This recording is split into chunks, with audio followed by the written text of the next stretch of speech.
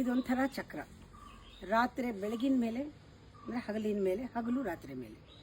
ಇದು ಡಿಪೆಂಡ್ ಆಗುತ್ತೆ ನಮ್ಮ ಮೂಡು ಕೂಡ. ಬೆಳಗ್ಗೆ ನಾವು ಶಾಂತವಾಗಿ ಪೀಸ್ಫುಲ್ಲಾಗಿ ಜ್ಞಾನದಲ್ಲಿ ಅರಿವಿನಲ್ಲಿ ಬದುಕಿಬಿಟ್ರೆ ರಾತ್ರಿ ಒಳ್ಳೆ ನಿದ್ದೆ ಬರುತ್ತೆ. ರಾತ್ರಿ ಒಳ್ಳೆ ನಿದ್ದೆ ಬಂದಾಗ ನೆಕ್ಸ್ಟ್ ಡೇ ಒಳ್ಳೆ ದಿನ ಪ್ರಾರಂಭ ಆಗುತ್ತೆ. ಇದು ಅಂಡರ್ಸ್ಟುಡ್.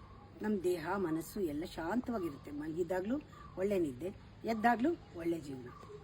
ಆದರೆ ನೀವೊಬ್ಬರೇ ಇದ್ದೀರಾ? ಇಲ್ಲ. ಕಂಪ್ಲೇಂಟ್ಸ್, ಕ್ರಿಟಿಸಿಸಮ್, ರಿಯಾಕ್ಷನ್ ಬರ್ತಾನೆ ಇರುತ್ತೆ ಜನಗಳಿಂದ.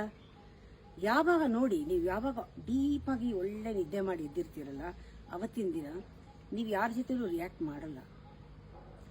ಯಾರಾದರೂ ಏನಾದ್ರು ರಿಯಾಕ್ಟ್ ಮಾಡಿದ್ರೂ ಕೂಡ ಅವ್ರು ನಿಮ್ಮನ್ನು ಕಂಟ್ರೋಲ್ ಮಾಡೋಕ್ಕಾಗಲ್ಲ. ನಿಮ್ಮ ರೆಸ್ಪಾನ್ಸ್ ಹೇಗಿರುತ್ತೆ ಅಂದರೆ, ಅವ್ರು ನಮ್ಮ ಕಂಟ್ರೋಲ್ನಲ್ಲಿರ್ತಾರೆ. ಅಂದರೆ ನಿಮಗೆ ಅದು ತಗಲಲ್ಲ. ಧ್ಯಾನ ಎಷ್ಟು ಮುಖ್ಯನೋ ನಿದ್ರೆನೂ ಅಷ್ಟೇ ಮುಖ್ಯ. ಧ್ಯಾನ ನಿದ್ರೆಗಿಂತ ಆಳವಾದ ಸ್ಥಿತಿ. ಬೆಳಗ್ಗೆ ನೀವು ಊಟಕ್ಕೆ ಮುಂಚೆ ಧ್ಯಾನ ಮಾಡಿ, ರಾತ್ರಿ ಮಲಗಕ್ಕೆ ಮುಂಚೆ ಧ್ಯಾನ ಮಾಡಿ. ಒಂದು ಆಳವಾದ ಸ್ಥಿತಿ ಇದು. 4ನೇ ಅವಸ್ಥೆ ಅದು. ಎಚ್ಚರ, ನಿದ್ರೆ, ಕನಸು.